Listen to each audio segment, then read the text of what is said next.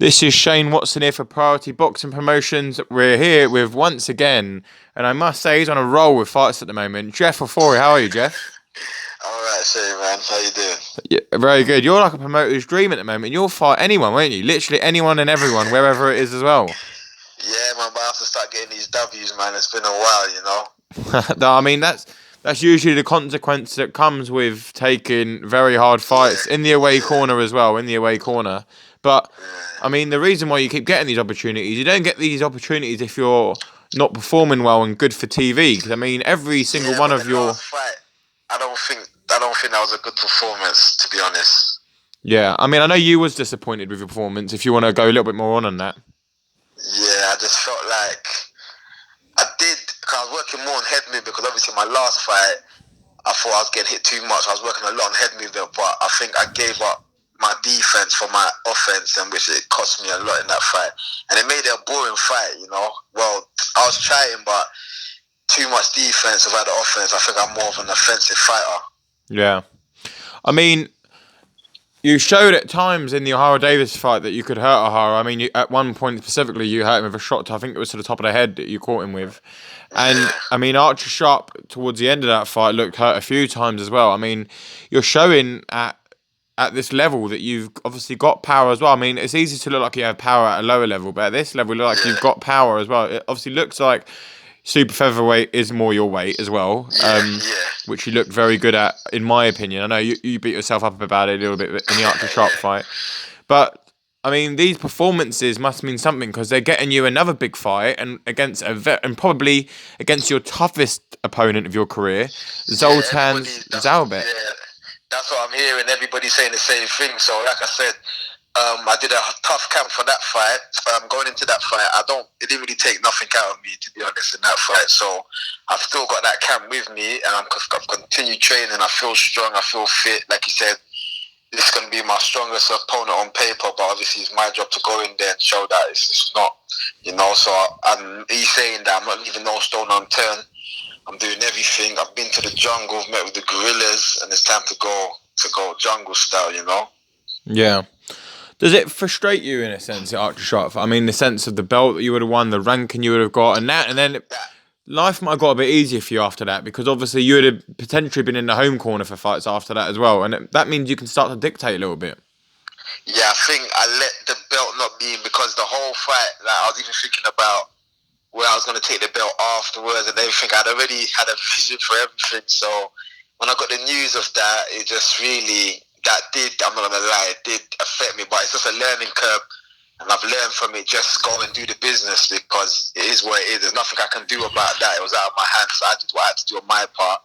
And obviously on the other part, they didn't. So I just have to control what I can and just do what I got to do. I mean, it's not often coming from the small hall background that a person would have not one, not two, not three, not four, but five fights back to back on television. So that must be a credit, and that must, in some kind of way, explain how well you've been performing. Because people who don't perform well do not get five fights back Yeah, to back yeah. in the current climate that we're in, also as well. Yeah. I definitely appreciate it, but not gonna lie. I'm dedicated. Obviously, I work, so that's what people say. I haven't put 100%, but I put 100% every day. Even though I do go to work, I do come back and I'm back in the gym. My job is a physical job, so even though it's not boxing, it's still some sort of training. So I think it just amounts to the effort that me and my team put in, especially Mo, my manager, Bevis, my coach, um, everyone just around me, just helping out. Paolo, Carl, just everyone just giving me good advice, and I think I have to listen more to my team when I'm in the corner and not lose my head. And I'm telling you, there's more to come. Absolutely, absolutely, and this obviously now that's what's a great thing that you now have another opportunity after the Archer Sharp fight to put the wrongs right against, like we've already said, an even tougher opponent. How's this camp going? I know you said you took a little bit from the last camp as well. How's this camp going compared to the last one? Are you feeling even stronger than the last one? Yeah, I'm feeling. Obviously, I've been eating, so I'm putting my weight back on, and I'm slowly going to take it off because obviously, I've made super featherweight before, but only on the day weight, and so making that weight the day before, I've had a history of it, and I know I can make it easily. So now, losing the weight, I can time it and plan it even better now. So I'm just feeling more healthy during this camp. If you know, obviously I was healthy last camp, but I think I was stressing too much about the weight. So him not making the weight just was just it was a real piss day, because if you knew what I actually put in just to lose, it was a lot. So now, because I've made the weight easily, I know how to time myself, and then obviously when we go to the hotel, we know how to break that. I know exactly how to time it and just bang on the weight, then be ready to go. Absolutely, no, 100%. And what does a win against Sultan Zaurbek do for you? I mean, he's an elite amateur. I mean, he's not put a foot wrong as a pro. So what does that must do a lot for you moving forward? If obviously if you do come out as a winner. Yeah, definitely.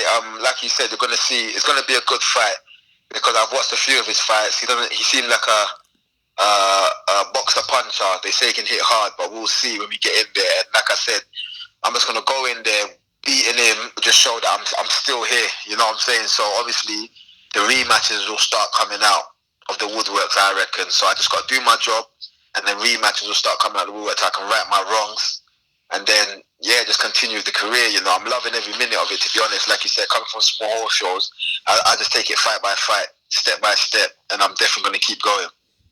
Absolutely. Well, thanks for coming on, Jeff. It's always a pleasure to have you on. And without a doubt, I mean, you'll probably be taking another very good fight again in the next time we talk. So I'm sure we'll be catching up again soon. And obviously, wish you best for the rest of camp as well.